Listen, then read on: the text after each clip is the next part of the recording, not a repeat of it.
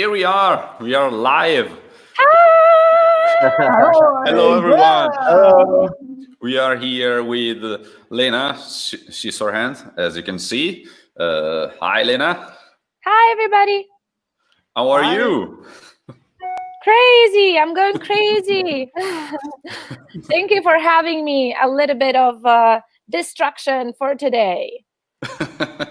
Thanks to you. to you for being part of our little project here. We are doing these live chats to keep company to the people during the lockdown, and also to stay active during the lockdown ourselves.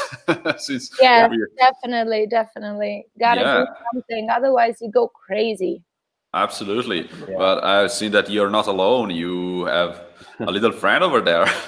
Yes, my little friend saves my life, honestly. I'm so glad I have her. Otherwise, it would have been probably way more depressing and way more sad just being by myself, She's adorable, and she keeps me company and gives me that extra reason to like wake up earlier, and start my day a little bit earlier so I can take care of her, take her out, give her food and stuff like that, and then take her to the park, or you just play in the backyard with her. So it's good to have that extra motivation, because it doesn't matter how good you are with your schedule or how motivated you are. Sometimes you get in that routine and you're like, I'm lazy, I'm not going to do this today.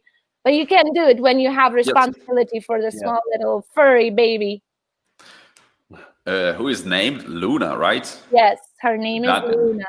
Daniel knows her. Yeah. Is it Luna a random name, or is it from some language in particular? No, Luna is actually, I named her Luna because I'm a very big fan of Harry Potter, and my favorite character of Harry Potter is Luna. Luna Lovegood. I thought that would be cool. Yeah, it does mean moon. It's true, Danielle. It does mean moon in many languages, especially Latin languages. But in this case, it was really like because of the character of Harry Potter. Oh, that's great. Hi everyone. Hi everyone. Hello. Hi. A lot of people saying hi. We also have hi Raquel. Hi. We also have Christian saying hi Lena. I have seen you last year on 3 concerts at the Z7 in Switzerland and Complex in Zurich and Austria. The shows are very fantastic. Greeting, Chris from Germany. Oh, thank you, Christian, so much. You got 3 shows last year. Oh my God. I hope that gave you enough energy and enough music to keep you going through this 2020 that sucks, man. You just, there are people that missed our tours last year, and they were hoping to see us this year, and now it's not possible. So I'm so glad that you had the opportunity to actually go 3 times. Hello, Patrick. We already have the first question from Christian for you. Let's start with this. Hi, Lena, which is your favorite song from the albums, and it's planned to play in 2021 in Switzerland? Well, actually, it's a good question, because we were planning actually to play this song during this year. And as the majority of the fans know, Infected Rain had to reschedule or cancel 4 tours this year. I'm sorry, 2 in America and 2 in Europe. And it was hard on us, very hard, because we were already preparing a totally new set list, and it was really tricky for us. But yes, I think we are going to try our best to keep the majority of the songs that we prepared for 2020 and just add some new ones. But my favorite song, which is also the heaviest song, both sound-wise and emotion-wise, is Tapephobia. And we were planning to play it live, yes, and hopefully we will in 2021. That's great. Do you also have an American tour planned for 2021? Okay. Yes. Well, we did reschedule the ones from 2020 to You moved it, 2021 yeah, for yeah. now. Fingers crossed it's gonna happen. Yeah. So yeah, Thor, you have your answer. Yeah. Hi, Lena. I was lucky enough to see Infected Brain in Bristol last year. Best geek ever. I had the pleasure to meet you as well. Thank you, Jack, so much, and thank you for being part of this chat. Actually, yeah, Bristol was very special because I also had the opportunity to look around a little bit, and it was pretty cool. I have beautiful memories from Bristol. We actually played there too, and it's a great city. Yes, Yeah. great people. Yes. It's very good. Oh yeah, Brandon has some vegan tacos for you when you will make it to Austin. Bring it in. Nice. Tacos are my favorite, man. That's great. Those are very good. Shall we start with our questions, guys? Yeah. Yeah, let's go on. So, Lena, the first question is pretty easy. When did you start singing and why or how? Well, I think my story is pretty typical, actually. It's not that unique. I grew up, let's say I grew up kind of having some friends, musicians, and I was just hanging around with some of them, and I was going to local shows a lot. And then just somehow our current guitar player Vidic and his best friend, which was our DJ in the very beginning of Infected Rain, DJ Kappa, they were just fooling around, having this little project in where they would transform some metal song into this heavy sounding dubstep songs. And they were doing that together, and somehow I was asked by DJ Kappa to just fool around and grab the microphone and just, I don't know, sing some words and because they were all covers, so they were all songs that already existed. So he was like, just for fun, let's do it. I was like, I don't know what I'm doing. He's like, don't worry, we are all fooling around. It was just the three of us. So that happened a few times, and then he told me, you should see a teacher that will tell you what to do with that voice of yours, because it's pretty fucking cool. I'm like, wait, what? No way, Well, it worked.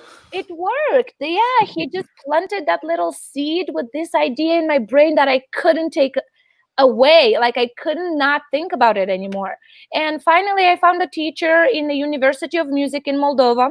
And I contacted her and I said, I just want private lessons of vocals, if that's possible, maybe to just give me the basics, because I never did music in my life. I never had, I never learned to play an instrument or just to learn music in general in school, So I went, although she was pretty skeptical in the beginning, because I was already, if I remember correctly, I was 21.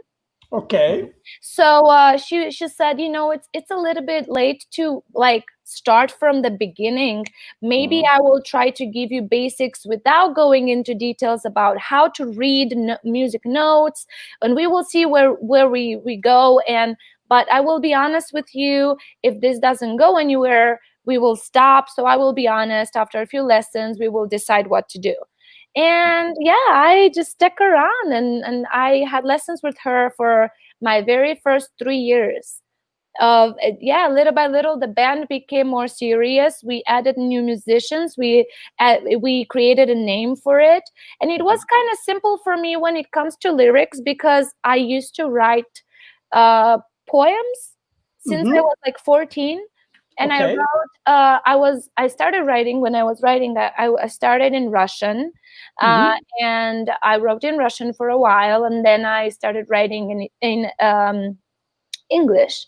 And I had some ideas put down already. And in fact, for the very first single of Infected Rain, I used lyrics that were already existing for the song Judgmental Trap.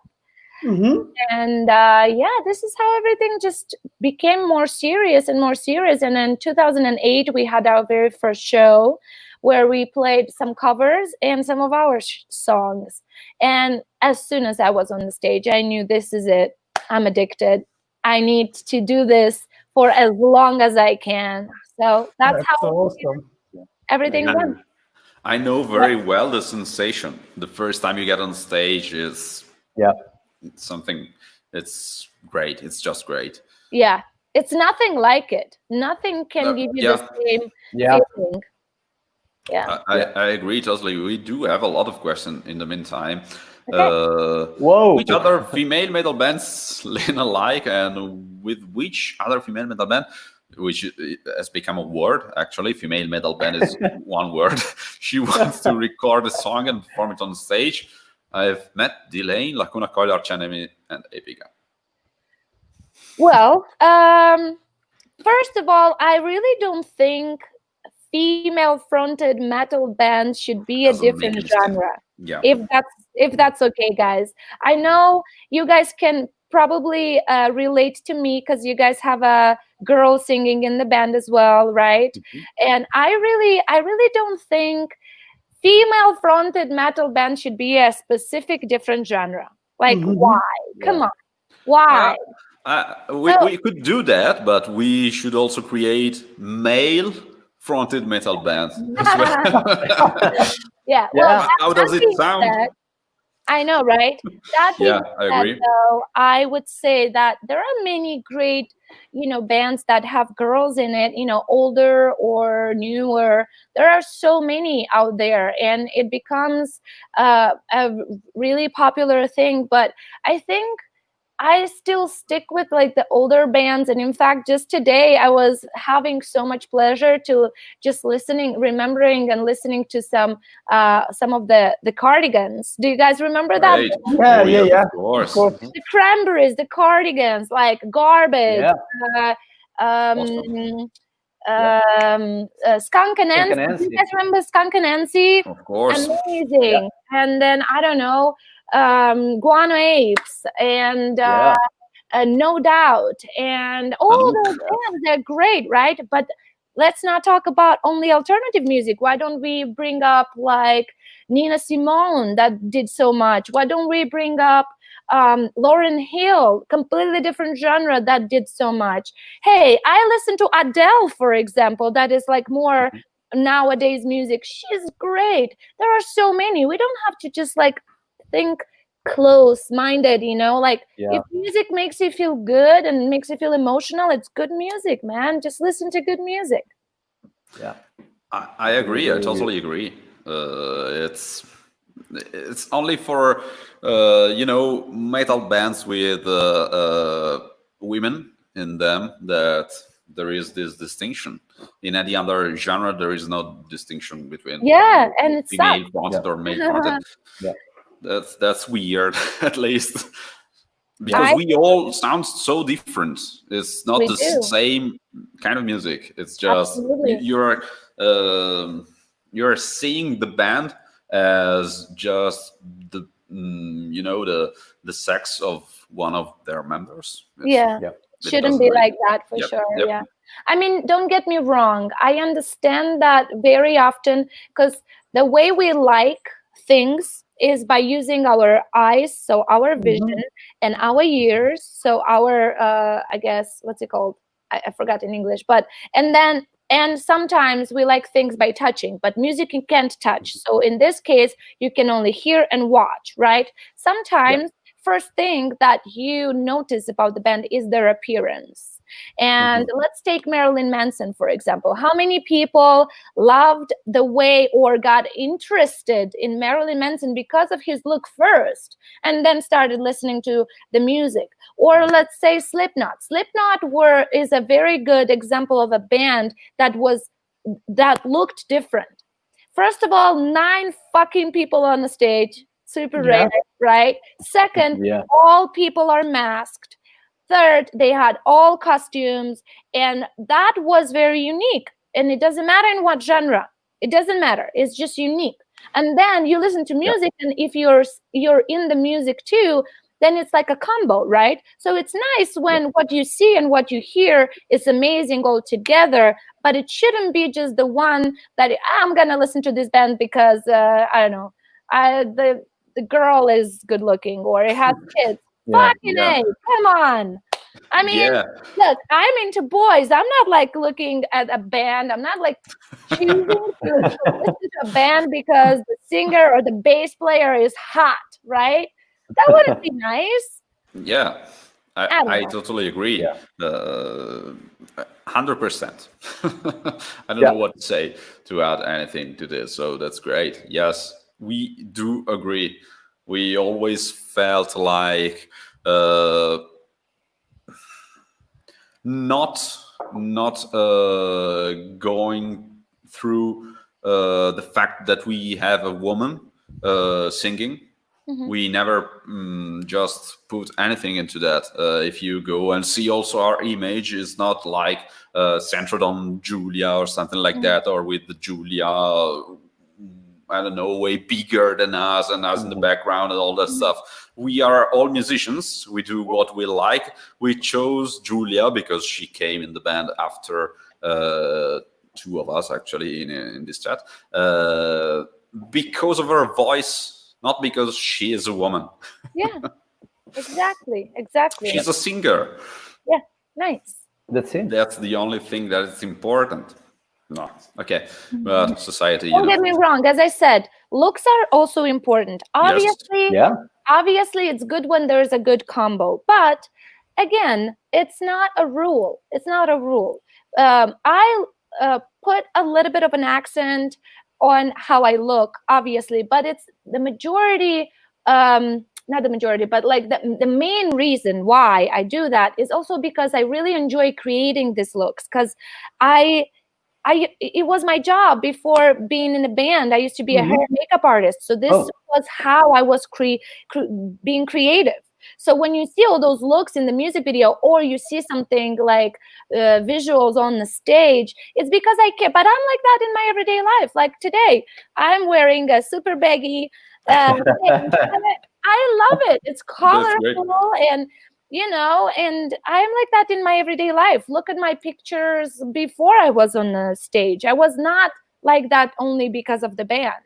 That's you. That's you. And you use your image as everyone else to communicate something.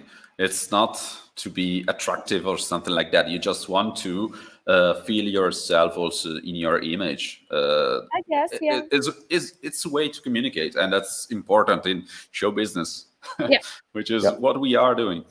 So yes, I totally agree with this. We do have a lot of other questions, and I'm talking to Guy behind the scene. Oh, Lena, what languages do you speak, and what would you like to learn in the future? Well, guys, I think I answered this question like so many times, but I do understand that a lot of you guys still don't know that, or if you do, you still like don't know how many more languages do I speak. I was lucky to live in different countries in my life, and I have parents from different countries and back with a different background, and that's why I speak multiple languages. I was born in a country that speaks two completely different languages because of its history, and those languages are Romanian and Russian, which are absolutely different. One is like Latin based, and one is Cyrillic. Slavic. Okay. And you know, and then growing up, I used to live in Armenia for a little bit, although Armenian language is one of the languages that I speak very little now, but I used to know it perfectly. Excuse me, my whole family moved to Italy when I was a teenager, so we all learn a new language, a new culture. My whole family still lives there, so I do speak Italian just as I speak English, because I lived there for 5 years and I did my university there. I speak English because in the first place, I chose languages in the university. So I was learning English and Spanish. So I speak a little bit of Spanish. I understand good Spanish. But yes, you can say that I speak pretty much at the same level 4 languages: Italian, English, Russian, and Romanian. And I understand a little bit of Spanish and Armenian. We don't trust you. We want proof that you can actually speak Italian. Ma mi vuoi fare una prova qui o cosa facciamo? Bravissima, sì, assolutamente, era una prova, complimenti. Incredibile. This is incredible, guys. We were just chatting before the actual chat, the live stream, and she started to speak perfect Italian, and we were It was just a surprise astonished. for us. Hello, Fran. Hi, friend. Hi, friend. Oh, thank you, Peter. Thank you so much. Thank you. Hello, Mexico City. I can't wait to play there. Next year, or do you have already any show in Mexico? Or no, hopefully next year. Yeah, we hope.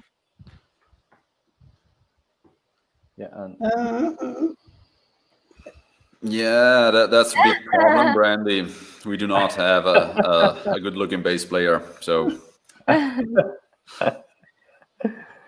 So we can't wait to hear Opium. When does it come out? Opium comes out August 7th, if I remember correctly. And it is another collaboration I did with Seas on the Moon, which is the band of my drummer. The drummer from Infected Rain has a band with his brother, which is a super, super good friend of ours, and the producer and sound engineer of all Infected Rain albums. And they have their own band called Seas on the Moon, where they have guest artists joining them here and there. And I already have 2 songs with them already. For those of you who don't know, go check it out. It's Promise and Hovering. We did that years ago, and the new song Opium is coming out very, very soon. Yes, I'm excited because it's the first song I recorded completely by myself. Oh, I built a vocal studio in my house during the quarantine. I had to learn Cubase by myself. And I did it obviously with the help of my boys and with the help of the boys from Seas on the Moon, but I had to do it alone, like literally being alone. And I'm very excited to hear people's opinion on that. That's great. Also, Cristiano Monti says prova superata. But there is a mistake. That's the Ireland flag, actually. That's good.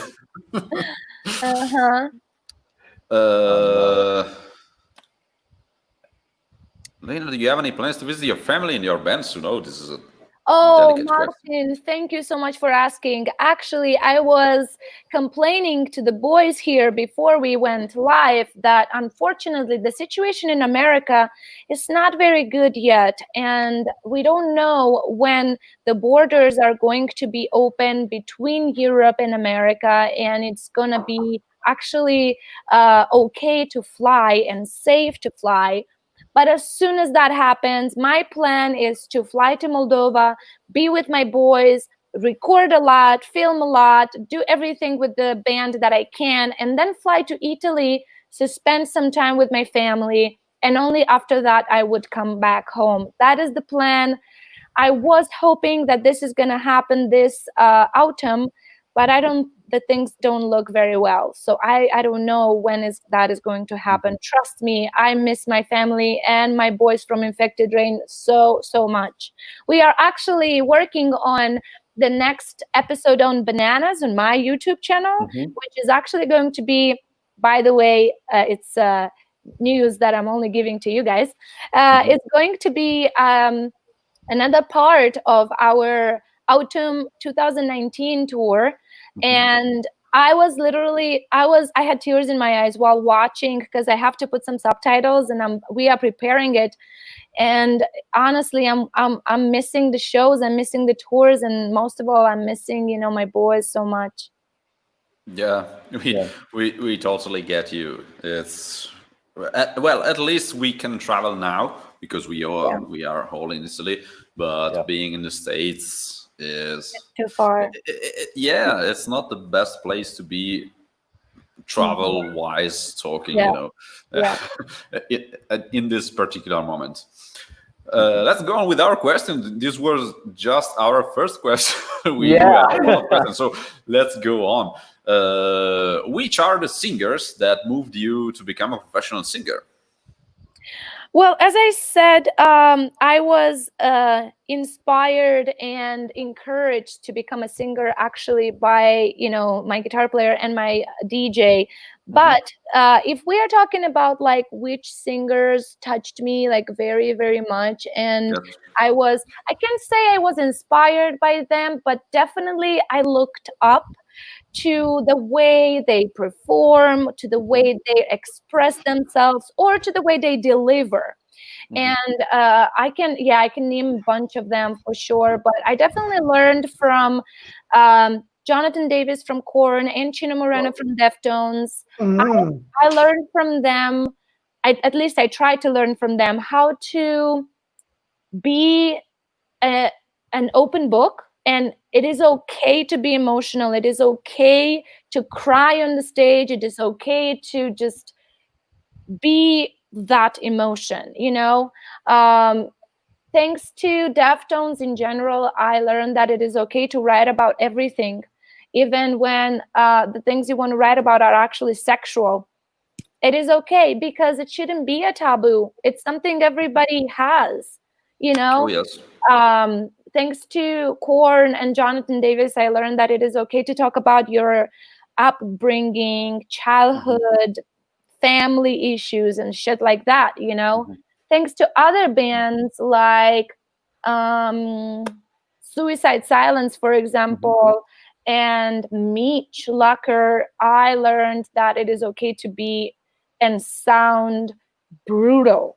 Sound just like you want to like let out a fucking demon out of you. That is there, and we all have it, And I can go on like this forever, but like Kurt Cobain from Nirvana, for example, was one of the first like alternative, grungy, dirty sounding vocalists that I was like, wait, what? That's amazing, And I was a huge fan of Nirvana since I was a kid, And like, I don't know, I've always loved, some of the rappers or pop musicians that bring in their music something unique. And I don't know, I just felt like this is the way to go, is when you have an open mind and you just mix it all together and you're not afraid to be yourself and to deliver that emotion that is like in there. Especially when you write your own lyrics, it's so different, because when you play, like when you do a cover or you have somebody else write for you, you're just a performer, which is also very good. And it takes talent to be that. But when you write your own music and you write your own lyrics, it's not being a performer. It's being you and not being afraid to be you in front of thousands of people, which is scary as shit sometimes, So I don't know. This is very interesting actually, because I think that music, art in general, is about communicating, is about expressing yourself. And if we are talking about life, there are no taboos in life. I mean, life is the whole thing.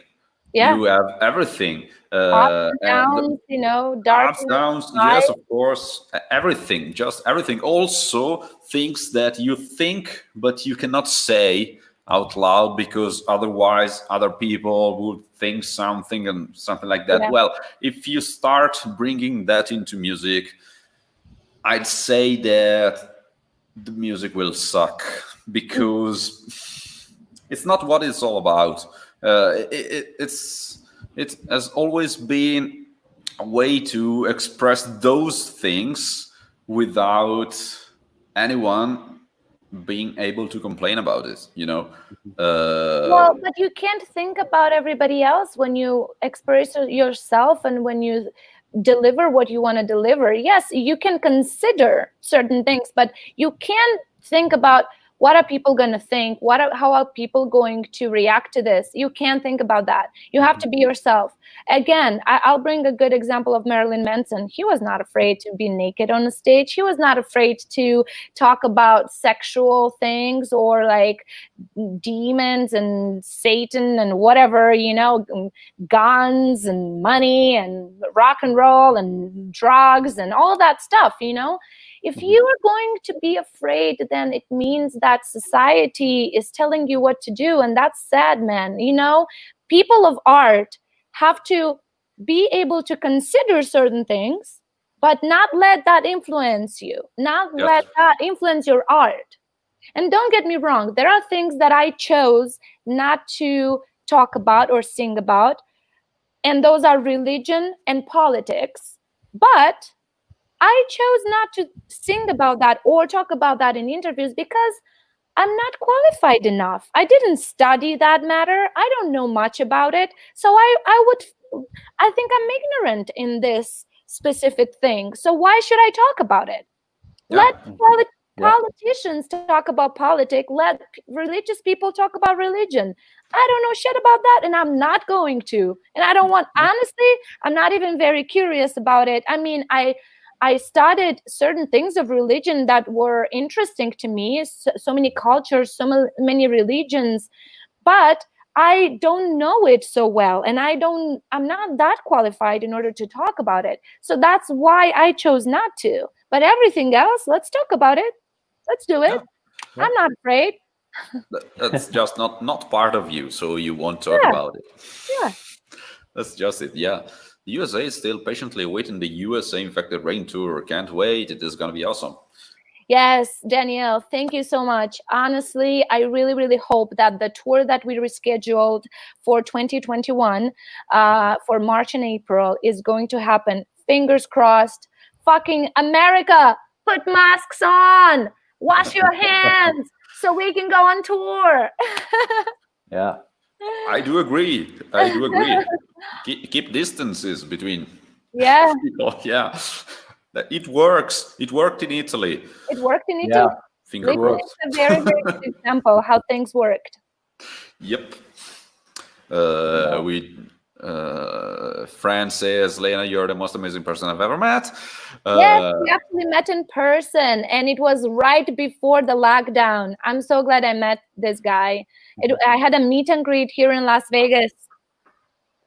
That's great. That's great. He actually has a picture with you as a profile picture. So yes. That was it. Michael says, hello from England. Do you have any tips for keeping up a positive and high amount of energy? Yes, I actually do. And I invite you all to go check out my YouTube channel because I did a video on it. But I really want to share this with as many people as I can because it helped me. Because I was alone through the lockdown and it was not easy. My family and friends were very far. I was far from the band. What helped me be sane was to keep myself busy. And I know that sounds very simple, but it worked. Honestly, just pick a notebook. Write a list of things that you want to do in general, even things that you wanted to do way long ago, and just keep that routine going. Wake up in the morning, don't be lazy, stretch, exercise, do something, have a nice breakfast, and then read a book, watch a movie, I don't know, create something, cook. Keep yourself busy. The busier you are, the less time you will have to be depressed. Yes. Honestly, how it does. I agree.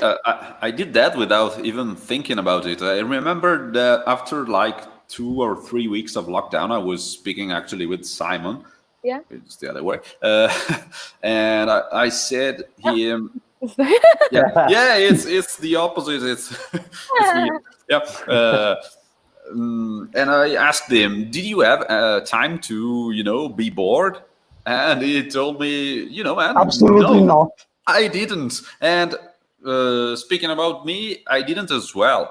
I worked a lot during the lockdown by myself. I was alone without my family and my friends as well, and the band, of course. But I kept busy. I kept doing whatever I was going before. I usually am very busy working with a lot of musicians and all the stuff from the band and that.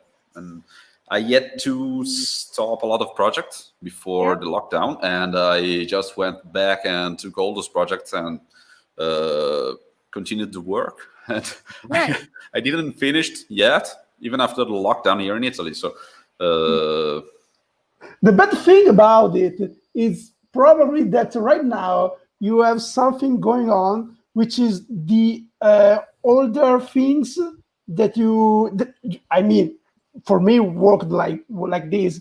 I had something that I took it from my past, something that I wanted to work on during the quarantine, and after the lockdown ended, right now I had to work on both on the things that I worked on during the quarantine and the things that begin to restart after the lockdown. So I have even more things right now to do. So now you're more busy.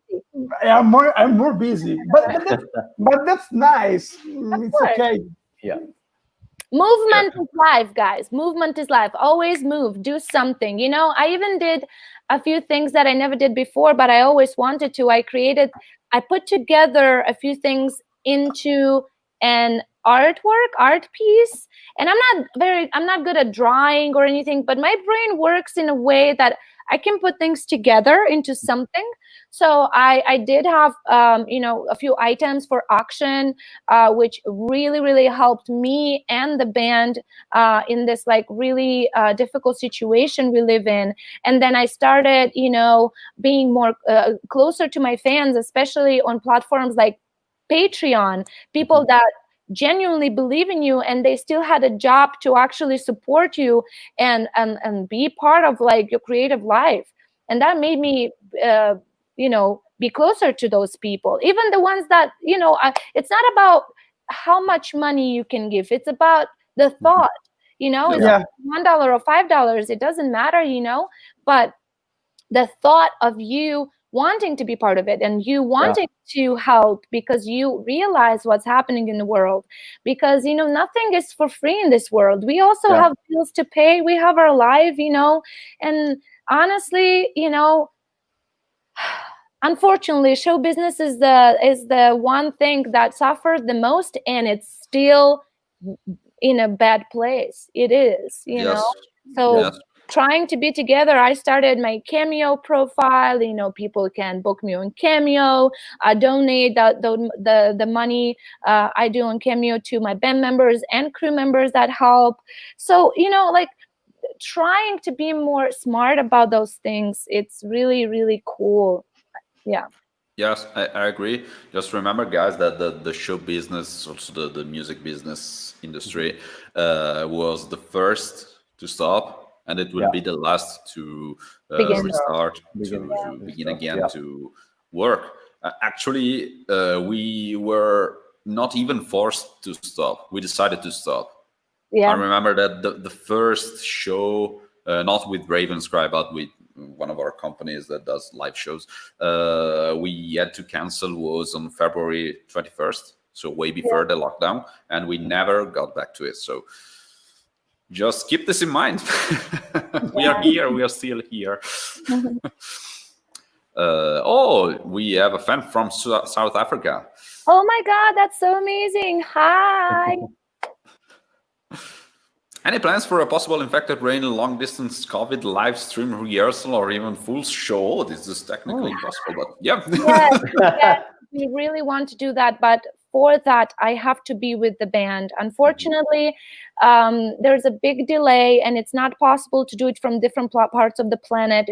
The band has to be together in order for that to happen. And as you know, guys, I'm not with the band yet.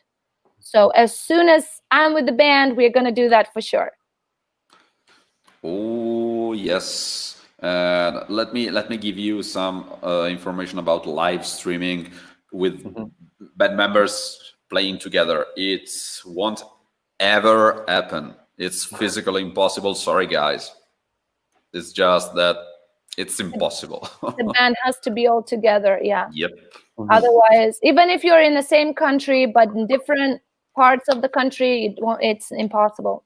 If there is a connection, it's impossible. Yeah. You have to be actually in the same room. Bonjour. Yeah. Do you speak French also? No, but I know a few words because I always try to remember a few things to say from the stage.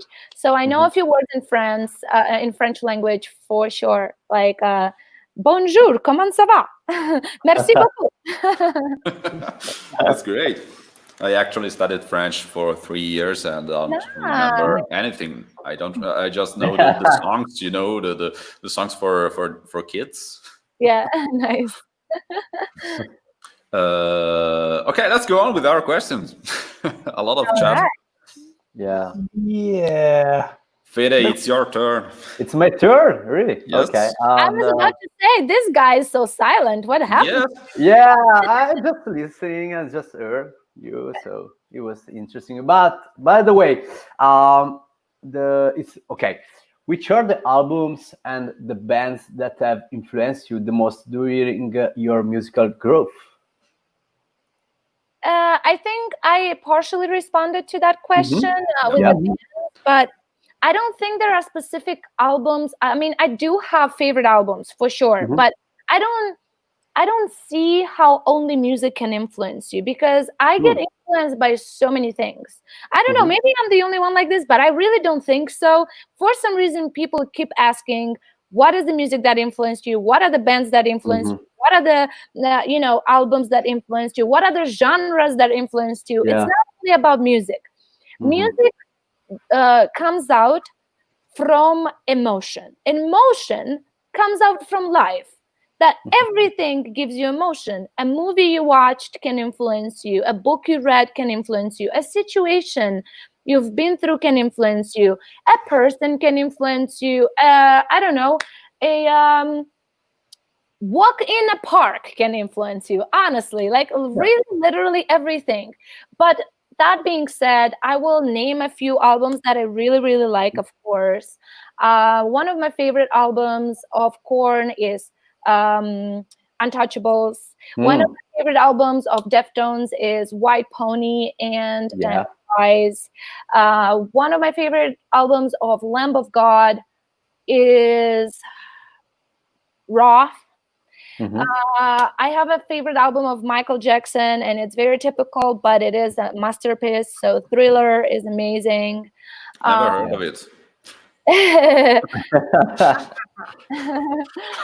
I do like Tragic Kingdom of No Doubt.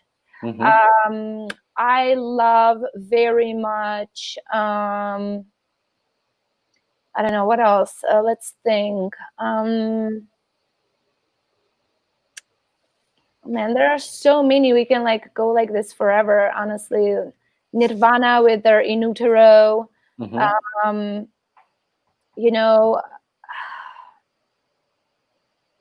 All Gods Have Abandoned Us with Architects. Yeah,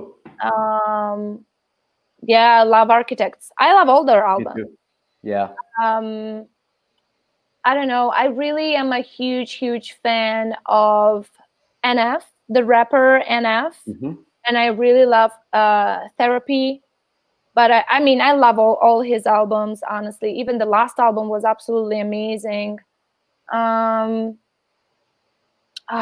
Let's stop here. Yeah. Well, it's a good answer. So pretty a lot of different genre. Yeah, I love it. I love it. I love my music different. Yeah. As I always say, music has to be good. It doesn't have to be a specific genre of music. I always go for what it communicates to me. It's not like I won't listen to anything because I don't know, it's trap or is dance music or funk music or jazz music or metal music. I just listen to everything, and if I like it, I will listen to it again. Or if I don't, just I won't listen to it again. Correct. You go on Easy to like another. this. Yeah.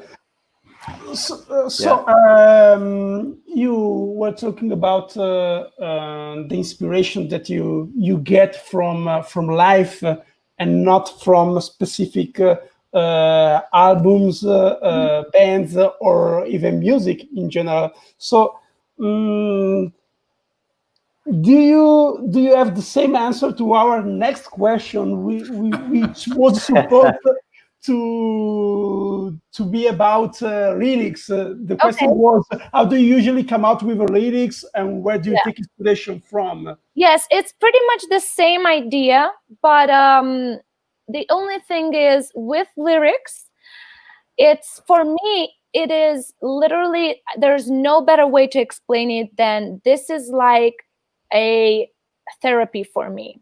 Okay. I would probably go insane without it, because I can write down all my feelings and everything I've been through, especially, and then hopefully put it together with a melody in a song, and then hopefully sing or scream about it. And every time that happens, it's like catharsis. Yeah. You know, it's like that impact every time at the show. I'm reliving that situation. I'm reliving those feelings. And sometimes it's very painful, but it's good pain. Sometimes pain is necessary to overcome certain things, or to breathe out, you know, like you can't bottle your emotions inside of you, because if you're going through difficult times and you're not letting it out in a way, not speaking about it, not sharing it with your loved ones or something, or not putting it in a form of art, sooner or later you are going to explode, and it's not going to be beautiful. It's going to be ugly, and it might be ended up even in tragedies. Unfortunately, the majority of people that are unhappy or depressed, or, you know, unfortunately ended their own life, is because they didn't find their own way to talk about their feelings, to let it out. And even some of them are artists, and they still couldn't put that out, you know. I had a very unusual, maybe I would say unusual, because I don't want to say tragic or bad childhood. Just, it was very unusual. It was difficult. I know there are people that went through way more than me, but still, you know, maybe hopefully one day I will write about it in a book, maybe in collaboration with somebody else. But definitely it's something I've been thinking about, because it's a lot. And if you know that part of me, then you know me. But I do write lyrics about it, and I did come out with a lyric book that actually has all the lyrics for 4 albums of Infected Rain and the other 3 songs that I collaborated on so far. And if you read all those lyrics, you can actually understand certain things of my past. But obviously, when you write lyrics or poems, you use a lot of metaphors, and they can be interpreted or translated differently, right? So when you write a book or a biography, or just partially certain situations of your past, it's what it is. That's what it is. It's black on white how it was, you know? And but for me, that's how I write my lyrics, you know? Sometimes I watch a movie, or I read a book, and I find a phrase or a whole theme that was brought up that I can relate to, and I write it down right away. It can be a phrase that I right away connect to, so I put it, you know, in quotations mark, and I know that belonged to this author, or that belonged to this movie. And then I reread it, and I get inspired, and I was like, that's exactly what I feel. That's exactly how I see things. So I try to express that same idea with my own words. It happens. I do have a notebook where I put things down. Or the majority of the times on tour, for example, I have a lot of time while traveling between cities, and I listen to a lot of music, and I read to a lot of books, and I just write things down. I write a lot of lyrics on tour. That's awesome. I got goosebumps. That's awesome. Do you also keep a journal? Yeah, I mean, Yeah. not a journal of my life, but I do have like some sort of like journals where I put ideas down. Yes. Yeah. Yeah, I write Okay. them old-fashioned way with just a pen. I have some notes in my phone, of course, as well. When I don't have the thing, my notebook with me. But yeah, I do write them in like a little journal. Okay. That's great. That's interesting. Brandy has something to ask you about lyrics. In the writing process, do the words come out to you, then the music builds around it, or do you have music you were writing words around the sounds? The majority of the time, I have lyrics first and then music. I really love to just sit down and listen to the songs that are almost ready from my boys, and then depending on the emotion I have from that melody, I decide which lyrics are going to go, and they have the same atmosphere, they create the same like emotion, right? But sometimes I gotta say, sometimes like I will come up with like I don't know, a part of the song, or like just a little piece of a poem that right away in my head I can hear it almost how I'm going to like at least say those things, and I record it on a little voice recorder on my phone just so I have it. It doesn't necessarily mean that I'm going to stick to it later on, but it happened that I applied that to a melody later on, like a music. Yeah, that's a good way to capture the moment. Yeah. Let's go on, guys. Or do we have? Oh, hi, Sandor. Oh. Hey, man. He's a friend of ours. Hello. Daniel, are there any specific songs that you can think of that are so good that give you goosebumps, chills when you listen to it? Oh yeah, so many. Oh my God, that's a difficult question. Yeah. You know, the other day I was thinking about Michael Jackson and everything he left to us, and I remember since I was a teenager and watching MTV, I remember having insane amount of emotions and goosebumps from the Earth song. The Earth song was loved by me but right away, and in fact we actually even covered it with Infected Rain like for a few live shows. And I thought about that, and I'm like, I have to re-listen to that, you know. I definitely have songs that just, I don't know, they talk to me, you know, they speak to me, and I can relate to them so much. And that being said, for example, the last album of NF, every song, every lyric, every phrase he says, it's insane. I have to check him out. I don't know him. You should, guys. He is amazing. He is a very unique rapper. He's actually a religious person, which is very unusual for in rap music. He doesn't really write a lot about religious things, and he is probably one of the few rappers that never swears. Never. And I didn't know that until I didn't pay attention to that until I wanted to know more about this artist specifically. He's a very young guy. He has, I think, 4 albums already. Super young, maybe even younger than me, actually. Very talented. Nathan is very talented. And I love the way he writes. And I love how open he is about his past. Also, he's been through a lot. And that is what he's writing about and rapping about, you know. And it's very genuine. He has love songs. He has songs about childhood and about what you want to, you wanted to become. He has songs about family and everything we all have and everything we all feel and go through, you know. And that's pretty much what I tried to do with Infected Rain as well, you know. There's no secrets that I have songs that are love songs, and I have lyrics that are like a little bit more like sexual, and I have lyrics that are more like that talk about more global things like the Earth Mantra, and I have lyrics that talk about depression and anxiety. I have songs that talk about addictions. All those things are things that everybody have in life, you know? Yeah, that's about life. Yes, absolutely. I want to hear you sing the Earth song. What? Oh, okay. Yeah, I was thinking about bringing that up back. That would be great because it's so us, you know. Thank you, Mirka. Mirka is a big friend of Infected Rain. She is a huge helper, big fan, and friend of everybody in Infected Rain. She became our sister, honestly. If I could, I would take Mirka as a crew member of Infected Rain forever.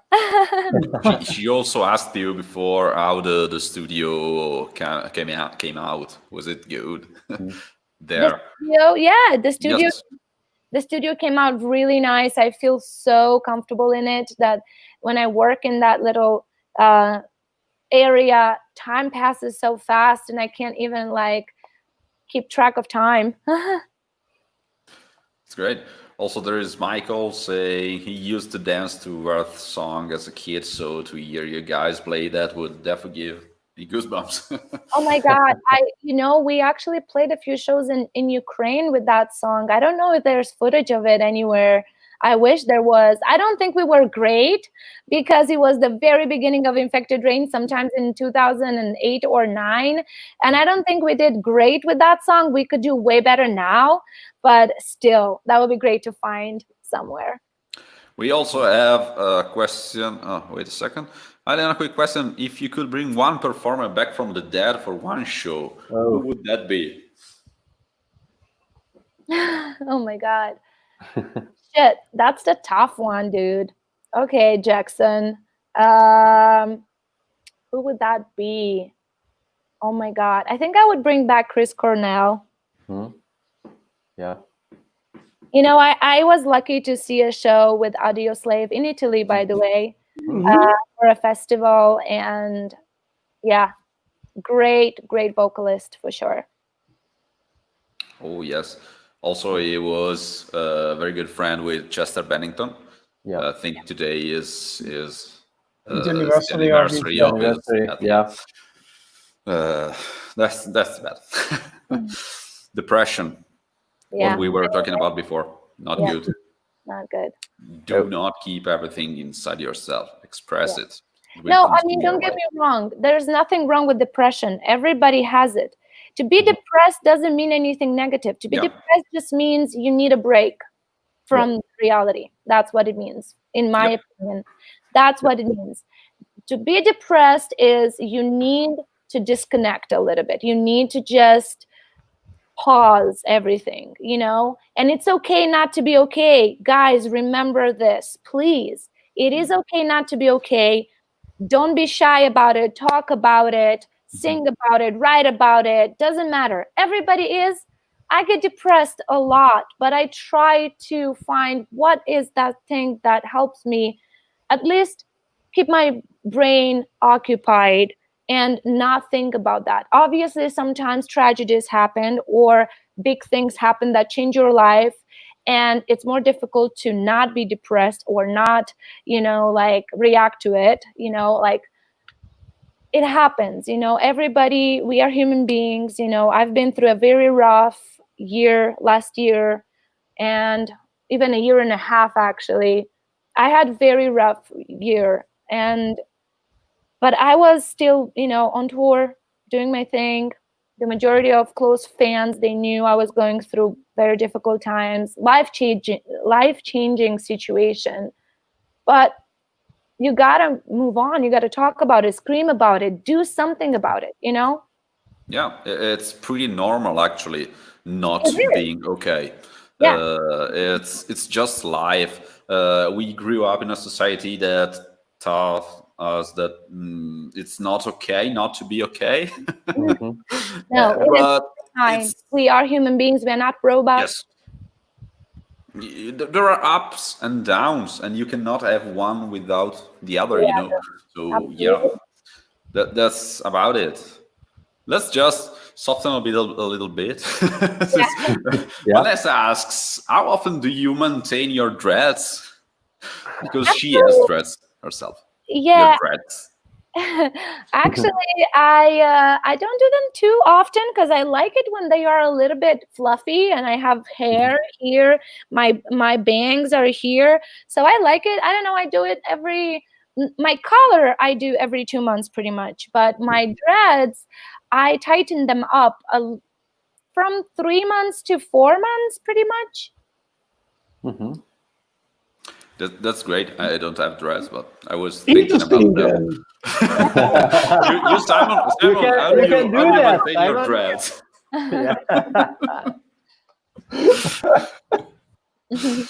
Good advice. We also have yes, Lena, is that your Fanta orange shirt? Yes, it is. Here you go, guys.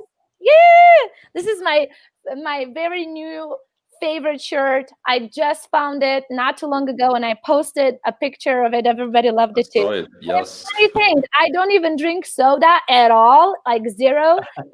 But if I have to remember, like from back in the days when I was a kid, I always loved this one, and then my next favorite one would be Sprite.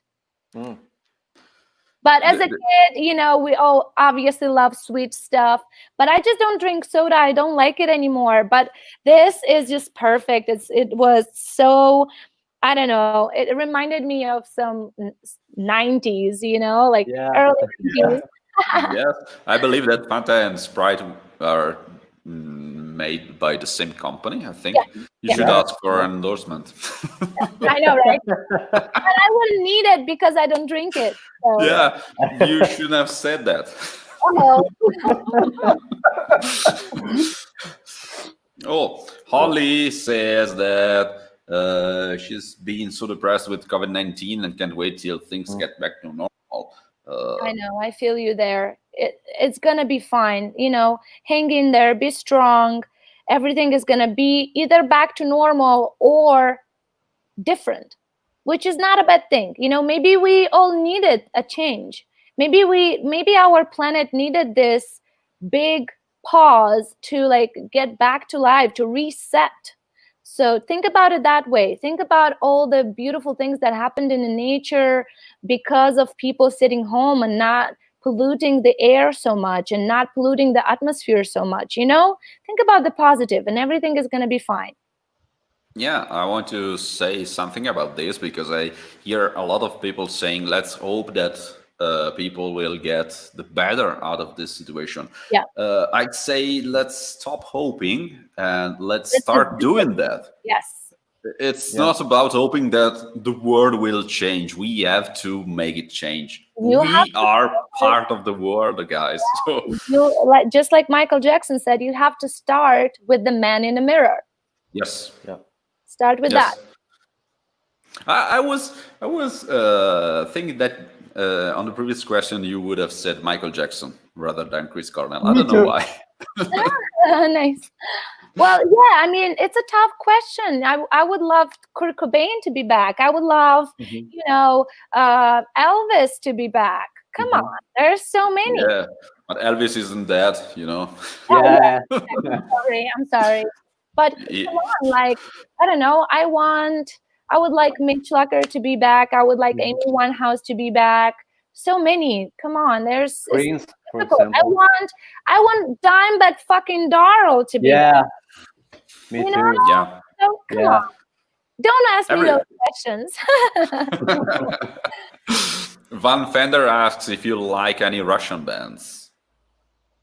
Well, there is one amazing band that unfortunately I think they didn't have good luck with vocalists, because every time something happens with the vocalists and they have to start over, but they never changed their name, and the band is called Amatori. And you know, they played in Moldova a few times. I'm following the drummer, which I think is the creator of the band, so he is like way from the beginning. They are very talented, really heavy band. They only sing in Russian, I think. But yeah, they're awesome. Actually, their last album was fucking badass. I recommend to everybody to check it out. That's great. What's the name of the band again? Amatori. Amatori. Yes. Okay, great. Let's go on, guys. I like how this chat is coming along, so that's great. Yeah. My computer is gonna die soon. This has been already an hour. Just I have to keep an eye here. Battery. All right. So what about you guys take over for 1 second, and I'll bring my battery charger. Okay? No problem. Yeah, no problem. Because I don't want to leave because of this. I'll be right back. Yes, no problem. She is just under here. She is just going to take the charger. Thanks for to everybody for being here. Yeah. You are a lot of people. We are trying to do our best to pass all your questions to her, but there are we have actually a lot of questions. Yes. Yeah. Isandor, we missed your gig with Lacuna Coil. Oh yeah, when she will be back, we will ask her. Yeah, with Ravenscry would be great, actually. Yeah. Hi, Ruben. Hi. Hey there, man. Hey, man. Guys, don't forget to subscribe to our YouTube channel so you can receive more news about our next live chats. Yeah. Oh, yes. We are knowing a lot of great people with this. I think she is back. Yeah, maybe. Yeah. I was just about to write in a private chat and be like, "Hey, let me in." That was fast. Yeah, I don't know. My computer was fully charged. I promised. I was ready. I just normally, it's it can hold for like at least 2 hours. I don't know. Mm-hmm. Yeah. Oh, I know, because I connected too early with you guys. I connected accidentally 30 minutes before the live chat. That's why. Yeah, the computer doesn't know that it was not official, so yeah, the battery would. Yeah, that's great. I didn't want to say that, but yeah. we do have a question from our friend Sandar. We missed your gig with the Lacuna Coil in Hungary in last December. Do you plan on coming back to us, maybe with Ravenscry? Well, everything is possible. We play in Hungary every year.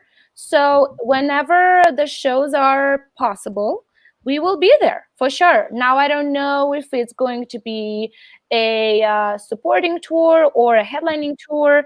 That will be up to the booking agencies. But until then, we have to just keep our fingers crossed and hope that the shows are going to restart soon. Oh, yes. Also, we love to play there in Hungary, and we met Sandar and his girlfriend, and they are great people. Yeah. And they make us drink a lot, actually. So. Yeah. Palinka.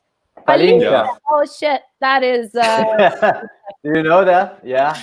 Yeah, I know that. I don't drink it though. I can't even smell that. Really? No, so the strongest drink I ever drink is Jägermeister. Oh, okay. I hate it. So you never drank grappa in Treviso? No, I didn't. My favorite like stronger drink from Italy is limoncello.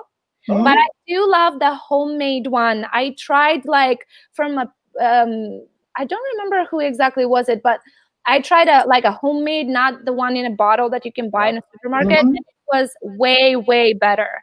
It's sweeter. Yeah. It's very, very nice. It's true that it's very sweet, but because of the lemon and that whole thing, you don't really drink much of it, And I'm pretty much the same with the Jägermeister. I never drink too much Jägermeister, so I never had like this thing that I can't drink it because I had too much of it. I drink it like wine with small sips.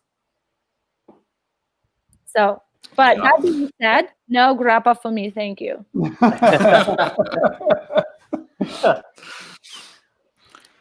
Yeah, that's great. Let's go on with our questions. Do you remember your first live performance as a professional singer, and what was your best live performance ever? Oh my God. Yeah, of course. I remember the very first show with Infected Rain. It was in 2008 summer. It was the beginning of August, I think, because right after that we had our second show in a few days, and I remembered because it was 08, 08, 08. It was a beautiful number, and we played in Ukraine, but that was only 2 days difference from our very, very first show. So yeah, I remember. Of course I do. You can't, it's unforgettable. You know, it's such a big challenge and battle between your brain and your emotions and everything, you know, because now here you are so exposed to people. You're so exposed and vulnerable, you know. You're sharing your art, your music, and that's scary sometimes, you know, because Yes. there are people are judgmental. So you know, like that was interesting. My best performance, I mean, I don't know. I don't know if I should be the judge of that. I think the fans should be the judge of that, and I'll let them comment below this video or on your YouTube channel, guys, after they rewatch this video, and tell us what they think was the best, you know, in their opinion. So. Yes, we'll check the answers out. So we'll see. Yeah. When you were searching for the charger, I just watched, and there are a lot of questions for you. I don't know if we will be able to answer every question because it let's will try make to choose like some you know, unusual ones maybe. Yes, let me check. A lot of compliments, of course. Oh, thank you. If you want, in the meanwhile, I can ask her the next question. Okay, yeah. While Fadja is checking out the comments, how is the metal scene in Moldova? You know, unfortunately, it's not great. That being said, though, I gotta say, for such a small country, we have a lot of talented people. Not only in metal, but in general. And I'm so very proud every time I see somebody like making it, because it's not easy. Moldova is not a country of opportunities, not even a little bit, especially if you are different and you're doing something so alternative and so different from the normal liking things, you know. So yeah, we do have a bunch of like bands that try their best and they even start touring a little, but we don't even have places to perform. We don't really have like stages and bars or like we used to, but they don't survive. They open for a few years and then they have to close because they can't survive, you know. Yes. But that being said, again, as I said, we do have a bunch of talented musicians and some of the bands really made it, and you know, but the metal scene is not big. In fact, we almost everybody knows each other. Yeah. You called yourself by name, yeah. I swiped through the comments and I found this one that's interesting. It's not actually a question, but I didn't know about this from Brandy Schaffer. Do you know that Richter scale showed less earthquake activity when we were all locked down? What showed less? Oh, here you go. See, I didn't know that, but that just you know, confirms the theory of multiple people inside science that, you know, shows us facts about how great the Earth is doing without us. Actually, it's doing great. You know what I mean? Like there's less pollution, the animals go more wild, like they are more free to go wherever they want. The fish even. Did you guys see all those dolphins in like in Venice? Come on. Yeah. See all that? Did you see like some of the birds are like flying in places they were never been spotted before?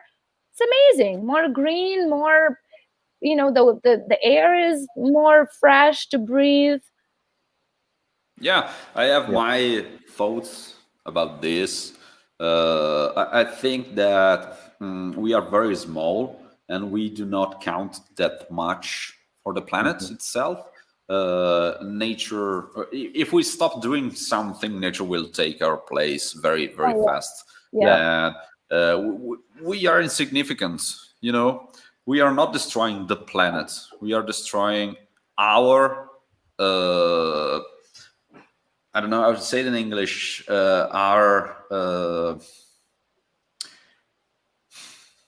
it in Our Italian. system, our biological system. It's our environment where we have to live. The Earth was here before us and will be here after us. So yeah, very true. The planet doesn't care about us. We have to take care of our environment. Correct. And this was the comment that grabbed my attention. That's interesting, actually. I never knew. Ruben asks, where were you educated, Lena? Well, I started my school in Moldova, in the city called Chisinau, which is the capital of Moldova. And I finished high school in Italy because that's where my family moved. And I did 3 years of university in Italy as well. That's pretty much all about schooling. But I did my hairdresser school in Moldova and continued to qualify for higher ranges, I guess, of hair and makeup industry a little bit around the world. I did some in Russia, some in Ukraine. I did a lot of them in Italy, and a lot of them in Moldova from artists that were touring, you know, with their seminars. So yeah, that's pretty much all I am certified with, let's say. The official education. The official, yeah. But if we talk about music, I had a teacher in Moldova in the University of Music, and then my second teacher is Melissa Cross from America, and you know, I continue with her since 2013. That's great. That's great. We do have our next question that you already answered to. We'll say it, but how Infected Rain was born. Yeah. You already said that. Yeah. So let's just go on and skip that question. Can you describe your tour experience with Infected Rain? Do you have some funny stories to tell about it? Of course, if you can say it. Yeah, I mean, there is so much to be said here. I think this is a very complex question that you can just talk about it for hours. You know, touring is a lot of fun, and a lot of things happen. Some of them are fun, some of them are not. Some are stressful, some are incredible, some are unique. Even, you know, we had tragedies, like we had a car accident with the band that was really bad. We had you know, people get in our car and steal our stuff. We had promoters that never show up at the shows, and we had multiple things. But that being said, the majority of the things are positive and nice, you know.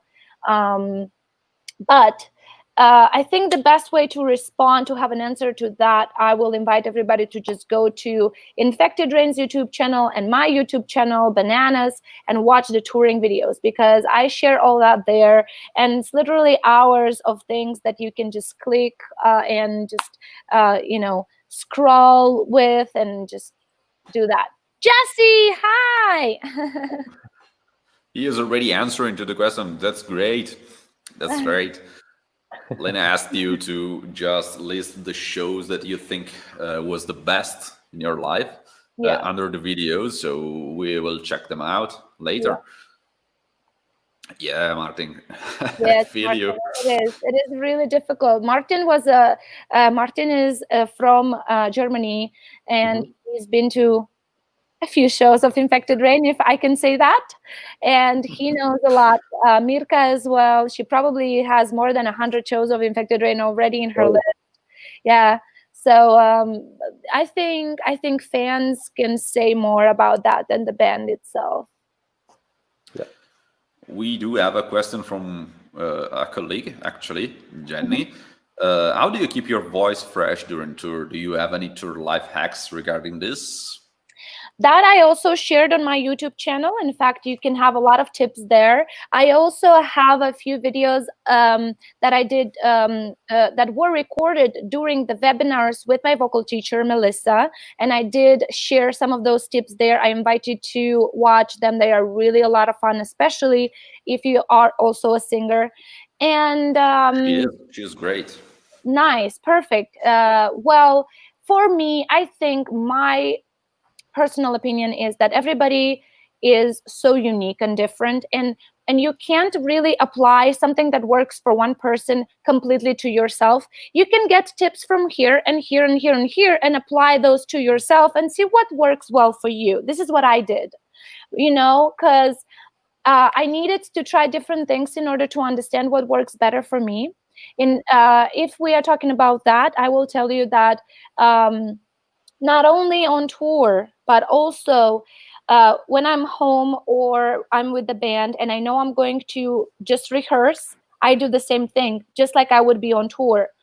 I do a 15 minutes to 30 minutes body warm-up, and that could be just a stretching of your body or a little bit of cardio, whatever you like more. It's up to you. So why do you need that? First of all, your whole body wakes up. And second of all, your blood flows a little bit better throughout your whole system, and you get warmed up better. You're ready for that. Just imagine going to the gym without warming up.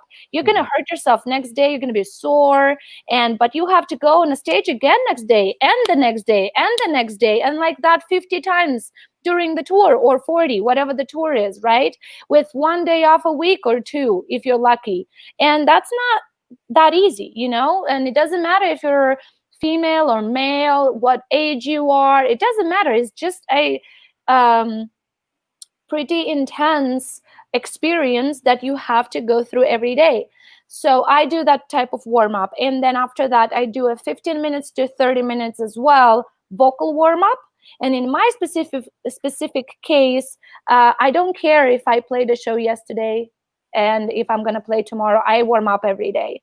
I mean on tour, I warm up every day on tour, because not only it really warms up your vocal cords, but it gives me confidence.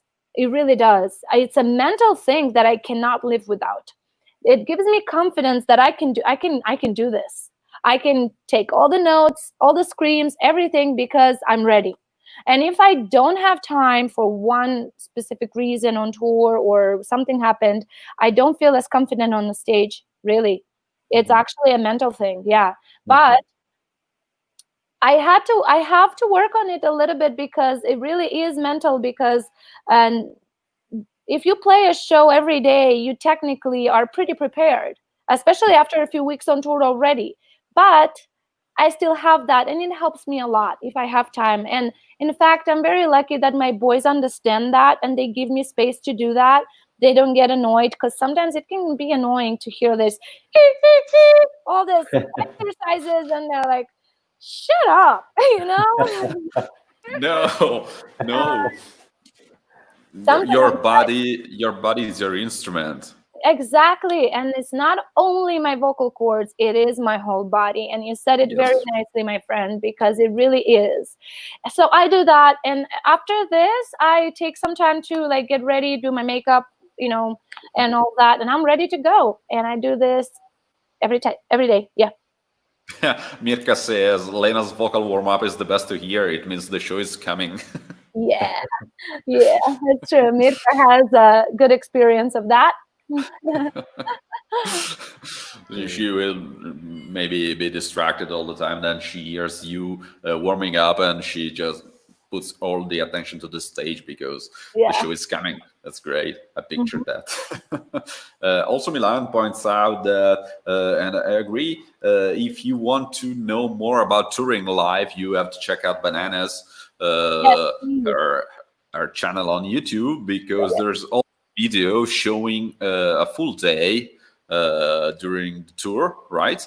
Yep. When you woke up and you just took around the camera with you. Yes, I tried my best to record a whole day on tour, and I thought that will give a good idea to people what I do, because, for example, I do certain things that are considered not that good for you. For example, I drink coffee. I really love good coffee, and I blame Italy for that. I got spoiled with good coffee. So I just need coffee, especially on tour. And technically, they say coffee dries out a little bit your vocal cords, and you're supposed to be very careful with it, So I do certain things that are not that well, like that good, or they are not that, I don't know. But Healthy. again, we are all different. I did change also a little bit my schedule. So, like I don't stay too late after the show. I need rest.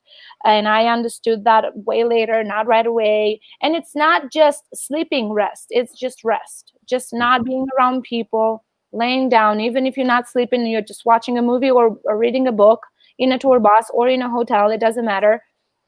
It is rest. You need that rest because our vocal cords are our instrument, and you can't keep talking after the show with too many people and keep trying to yell louder than everybody is performing on the stage, and just ruin your voice because of that.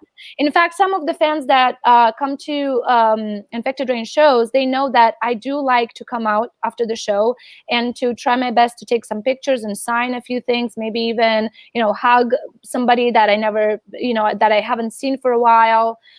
But you will notice that I try not to talk much, or I whisper, or I gesticulate. I try not to really talk much after the show because it's one of the rules, And, like I changed my diet for the health reasons, and I feel like I have way more energy after I did that. The way I eat matters because our diaphragm, which helps us breathe while singing, is right under our stomach. And if you eat crap, you're going to feel crappy because your diaphragm is constantly going to push your stomach, constantly, because that's how you're breathing, right? And you have to keep it tight all the time. Like your core has to be strong and tight, and it can't be if you're eating crap. So now, what is crap for everybody's different things? In my specific situation, I changed my diet to a complete vegan. So it's been 5 years since I eat vegan, and it works well for me. And I just try to avoid fast food. Even if it's vegan, it can be crap food still. Yes. So, and I try to avoid things that I digest slower. For example, I found out with singing that I digest very slow bell peppers. And I avoid them on tour. Normally in life, I eat them. I eat all the vegetables. I love them. But when I'm on tour, I try to avoid them because I digest them very slow, and they give me like discomfort on my stomach. So I want to avoid all that, and whoever is singing has to try to avoid things that are bringing some discomfort. Yeah, I can only imagine how hard. Job, and you have to do your job well because people pay for it. They pay to see you. They don't care that you have a bellyache. They don't care if you are on your period. They don't care if you didn't sleep. They don't care if you broke up with your girlfriend or boyfriend. They don't care. They came here to see a show. So you better give them a fucking show however you feel. Oh, yes, that's the thing about touring. Maybe it's like your 30th show, but it's the first for the people watching you. So that has to be it. Every single night And I can only imagine how it would be or how it is for a singer, because it's very stressful and it's like a sort of equilibrium between everything. Mental health, body health. Yeah, body health, and also it's very easy. Yeah, no, it's very easy to do something little wrong and mess everything up. Oh yeah, because you do not have the chance to recover from it. It's just True. being on tour. Yes, and you know, like when you play an instrument, literally, if you have fever or bellyache or something, you can still keep your been instrument there, done that. Yeah. and do your things. Maybe you won't be as active on the stage, right? But you can still play those notes. If you have all those, if you have this discomfort, physical or mental discomfort, while having the microphone, you're fucked. Yep. And it happens to the best of us. It did, you know? There are stories about the vocalist of Machine Head that had to perform shows in diapers because he had problems, physical problems. And that's not something you laugh about. That's serious shit, you know? Yes. Yeah. Like, that's why, actually, since a lot of people asked us, that's why when we are touring, we always leave Julia doing as less as possible. She wants to help us doing stuff, but we try to avoid that because she has to be in perfect shape for every show. As I said before, her body is an instrument. That's very important. And it's not because she is a woman, as someone pointed out. That's stupid. I think that should be for all the singers, honestly. Yes. And look, I don't think we are a special breed or anything, but even if you are a drummer, but you sing as well, people have to like give you more relaxing time, and because you sing as well, you use your body has to be on point all the time. It doesn't matter, you know. And I can only imagine how hard it is, like to be Tom Araya that plays bass and sings, or to be, I don't know, singer of Metallica that plays guitar and sings, or singer of fucking Gojira that does that fucking insane job with the guitar and the vocals. Oh yes. Come on, let's be honest here. That's hard work. Yes, it is. Also, you don't see bass players or guitar players or drummers just throwing around their instrument after the show or before the show. We always take good care of our instrument. So absolutely. So why die? Or all the singers in general. Yeah. Oh yes. Yeah. Let's go on with the question, guys. We do have a lot of questions. Oh, this is a very difficult question from Jackson. He is the one with the difficult questions. All right. Elena, if you encountered extraterrestrials in a forest and needed to show them the best of what humanity has to offer music-wise, what 3 CDs would you give them? Same question for you guys. So that's for us as well. Shit. You answer to that. We will think about it in the meantime. That's not fair. Oh my god, that's a really tough question. 3 CDs. Well, I would definitely share. I would share Deftones' White Pony.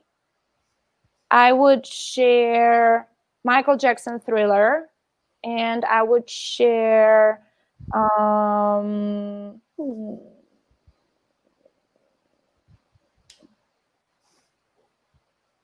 I would share any album existed of Queen. Any album existed. Literally. With my eyes closed, I would pick one and say, here. That's great. What about you, Simon?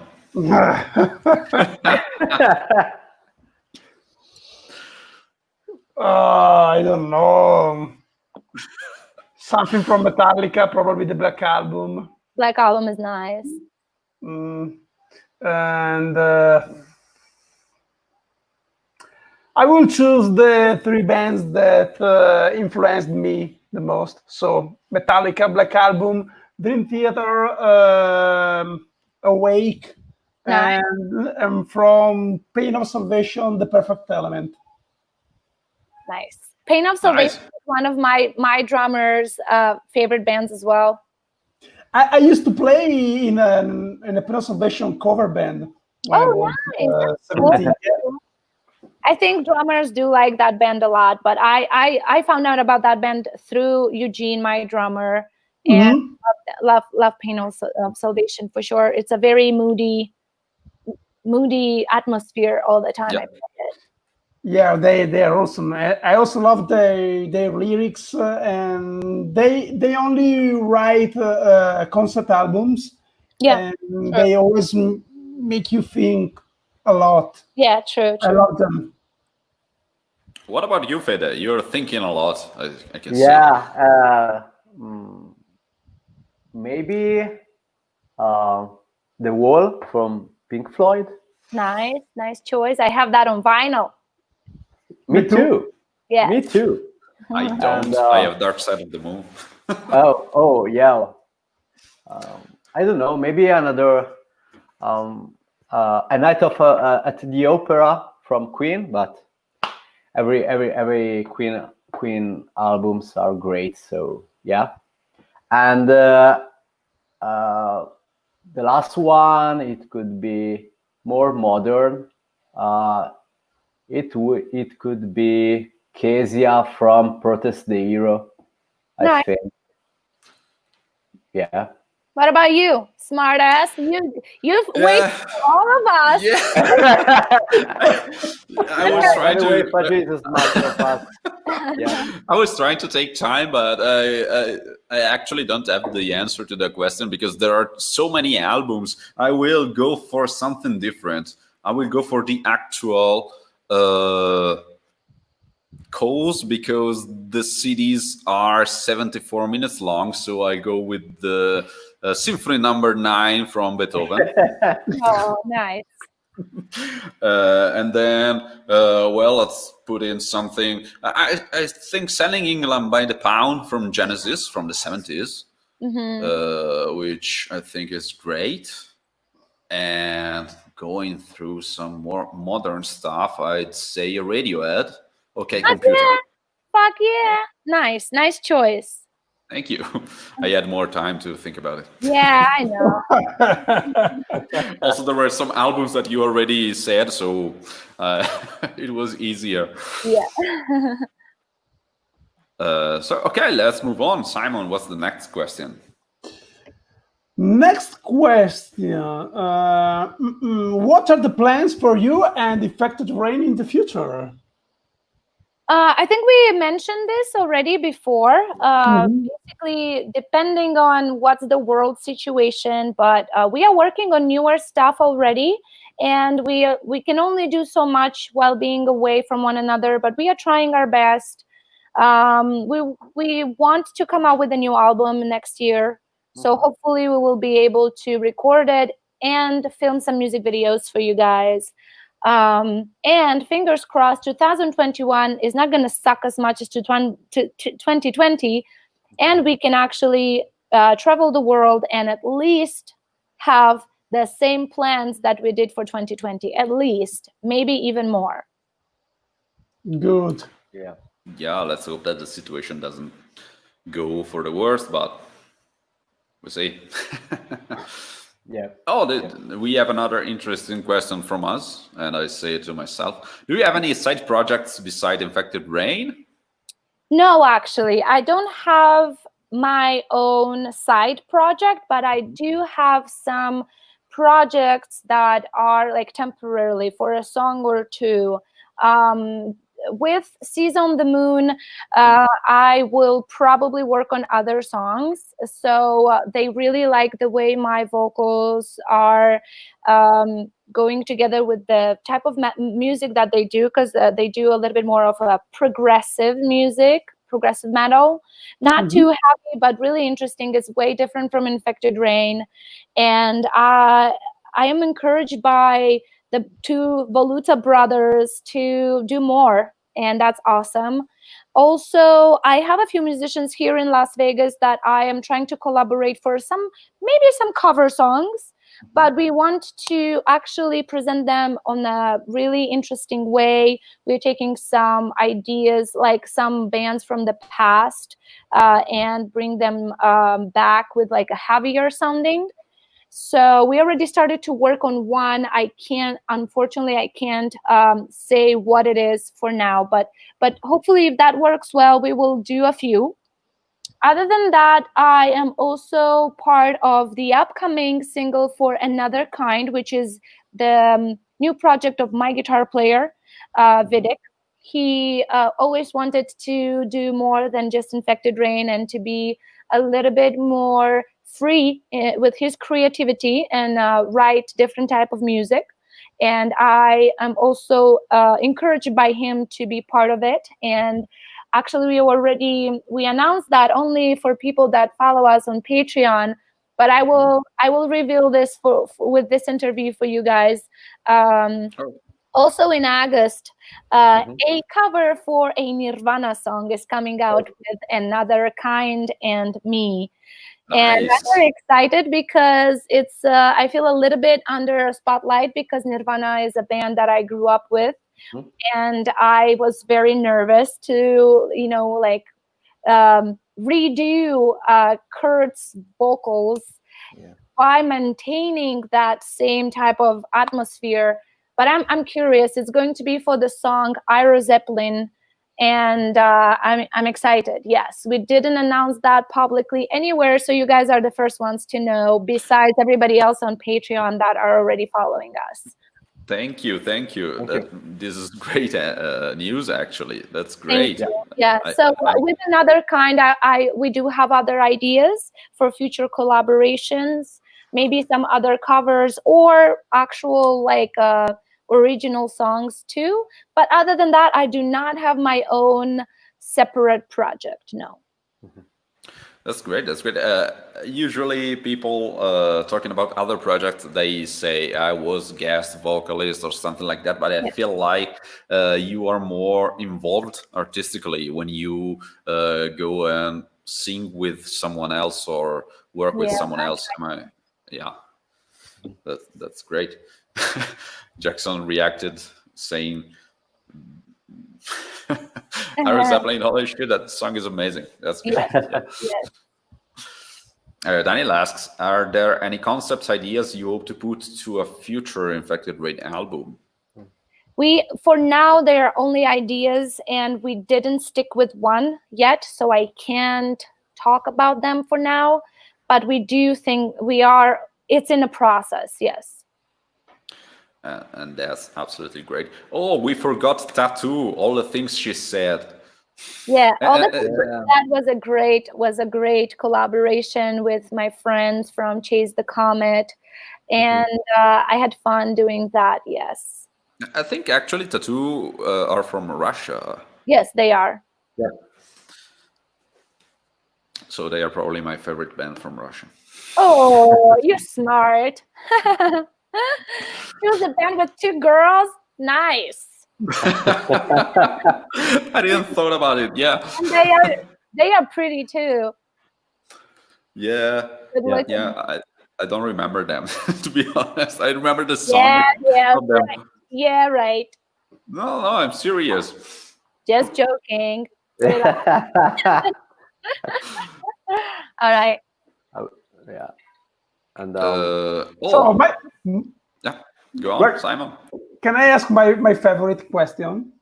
Sure. Yeah, go on with it. My favorite question is this one. Which are your hobbies and interests? For mine? Yeah. Okay. I do have a lot of interests. I don't think I have hobbies as it is like serious hobbies I do, but I do have a lot of interests. It's not a secret that I also am a so-called alternative model, and I work with many photographers. Sometimes I work for some companies that I model for. It's actually like a part-time job even. I work a lot for free just for a good cause or to create some art, but I also work sometimes and I'm getting paid for it. to, like be able to invest in something new after this. I love the photo shoots and creating concepts for them. In fact, with time, I got so much love and support from Infected Rain fans, and I did 2 calendars with the photo shoots so far, and I'm working on the next year calendar as well. There are ideas to create sooner or later a photo book, which is unfortunately something I have to still work on and hold back a little bit because of also the situation in the world. But ideas are there. I love doing that. Other than that, I think my interests are very typical. I love music. I love books. I love movies. I love hiking. And that's pretty much it, very normal. After all, I'm a normal human being, and little things make me happy. Honestly, I think little things make me more happy than like big things, because they surround us and they are easier to have. I just love everything that delivers love. I'm a sucker for love. So yeah, that's it. This is a very interesting and very important what you said. The little things are more important and more satisfying than the bigger things. And I think it's a capacity you have to learn to do that. It's not something. You know why it's not easy? I will explain. I read a lot about it, honestly, and it's unfortunate to say that out loud, but it is true. We don't appreciate little things. We don't notice little things because we take them for granted. Why do we take them for granted? Because we have them every day, right? The capacity to breathe, the capacity to wake up and actually walk. Think about that. Think about people that can't walk. Think about people that can't see. Think about people that can't hear or talk. That is a luxury that we take for granted. We have a voice, we can speak, we can sing, we can, do that. But somebody else doesn't. But obviously, this is not the main thing I wanted to bring up. The main thing I wanted to bring up is that, unfortunately, because we take things for granted, we lose relationships and we lose friendships. And that is very, very sad, because we have such high expectations from our loved ones and from the world in general that we forget to pay attention to smaller things. We expect our significant other or partner to be perfect and to bring us flowers every day. I don't know. I just said something out of the top of my head, right? But if you are if you're going to stop expecting that, then you're going to be thankful for just a little gesture, and that little gesture is going to make you so happy that you're going to I don't know, your whole life is going to change, right? We take for granted the nature and the sunshine. And just think about living in a country where there is no sunshine at all, there's darkness all the time. I don't know, or vice versa. We take for granted the night and the darkness. I was shocked, and I when we were in Finland somewhere, and there was day during the night, and they don't have time, but I was like, oh my God, give me the darkness. I need it. I need the night, because how are you going to enjoy the day? How are you going to enjoy the day if you don't have the night? How are you going to enjoy the night if you don't have the day? Right? So please lower your fucking expectations, people. I do agree. I think that the best things. Simon, in the meantime, died. We were. Guys, I go outside. No, he is coming back. We think that. I think that having expectations is always bad, and when you have something like a delusion from something, it's your fault for having some expectation on it. Yes. And don't get me No. wrong, we all do have expectations. Even people Yeah. that try not to have them, we do have them. You know, when we go to work, we have expectations from our co-workers or our bosses, and vice versa. Our bosses have expectations from us. Then at school, there are expectations that you're going to learn, you're going to be good, you're going to have grades, blah, blah, blah. In a family, there are expectations that you have to bring money in the Yeah, house. everywhere. Or Yes. everywhere. And this can be overwhelming, right? But if we learn to sometimes just relax and lower those expectations, we are going to enjoy the moment. We're going to enjoy the little things so much more. And life is beautiful. Just play. This is a beautiful game for you to play. Just play along. Don't just wish for the super prize in the end, because you might, you know, it's sad to say, but I bring it up. You know, you don't know where it's going to be tomorrow. Maybe you're not going to wake up. Maybe something tragic is going to happen to you. I hope not. But what are you going to remember? Yeah, what are you going to remember? Just you living your life because you were hoping for a better future? Wake the fuck up. Live now. Live now. Or even worse, you were expecting for a better future. Yeah, that's pretty much intended, you know, like working for a better future, or expecting a better future, or planning for a better future, or whatever, you know. I think the best way to do it is, don't let the past influence your present, but learn from the past.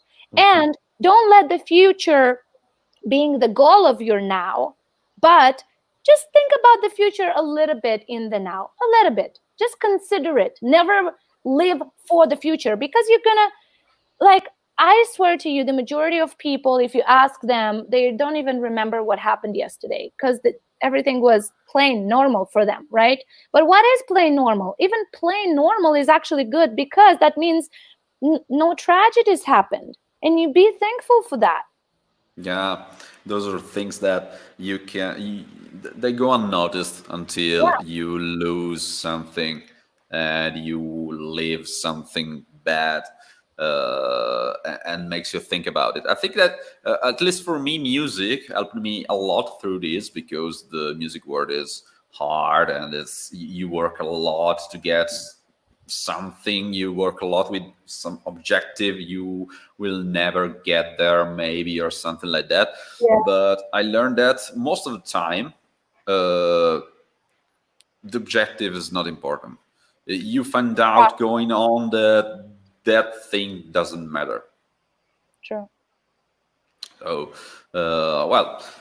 it's something that I apply every day in my life.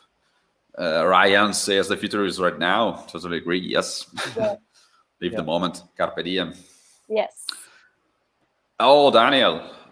This cats expect treats at least 2 times a day. That's different. Cats are right. But your cats give you cuddles and give you cuteness in exchange, right? Also, they own you, so. Very true. Helen, what are your thoughts about Mars colonization? How might that impact your artistic vision? This is weird. I don't know. I don't know nothing about it. Is that a thing? Is that happening? I think not. Elon Musk is thinking about it, but we don't know if actually is going to reach this goal. We'll see. Maybe. Yeah. Hi, Luna. They talked about cats, so yeah. She's like, human, it's been 2 hours. You're talking to yourself. Are you crazy? Yeah. Last question, and then we go with the final speech. Do you have a special tattoo artist in mind for your next tattoo already? And where do you want to get the next tattoo? Oh, this is pretty personal, guys. Yeah, well, I have a lot of ideas and I want so much. But again, because of COVID-19, I don't know yet. I am in the process of finishing my back. So at the moment, I am getting tattooed by Ilya Kaskad, which is a Russian tattoo artist that travels the world. And we became super close friends because he got stuck with his family here during the COVID lockdown. and we became super close friends. I tried to be friendly and show them around and help them a little bit in this new country that, they had to learn from scratch. And him and his wife and beautiful daughter, they are here. Currently, they are in New York, but they are coming back to Vegas, and we are finishing my back. So yes, I am working on that for now. I hope that's satisfying enough. That's great. So we usually end these chats with giving the opportunity to do the final speech. It's very official. So Me? Yes, of course. Yes. Expectations again. Yes. All right. Well, guys, thank you so much for having me. It's been fun. I had fun talking to you guys, and thank you for doing this. Like, we need people like you that can give more content to people that sit at home or to people that miss their beloved artists. So thank you for having me. To everybody else, thank you for joining, and thank you for always, keep an eye on what I'm posting and trying to be part of it. Thank you, thank you, thank you. I really appreciate that. And I gotta say, I feel very lucky to have Infected Rain's fans and my fans supporting during this difficult times. And yeah, don't forget to support your favorite artist, and don't forget to, follow and help as much as you can with what you can. These are difficult times. Just remember that. Thank you. It was an honor for us as well. So thank you for this great chat. It was inspiring. Yeah. Thank you. So thank you, everyone. Thank you for thank you so being with much. us, and Yeah. have a good rest of the day or night, Say hello wherever to you are. Singer. Yes, of course. All right. Thank you so much, and have a good night. Thanks. Thank Bye, you. everyone. Bye. Bye. Bye.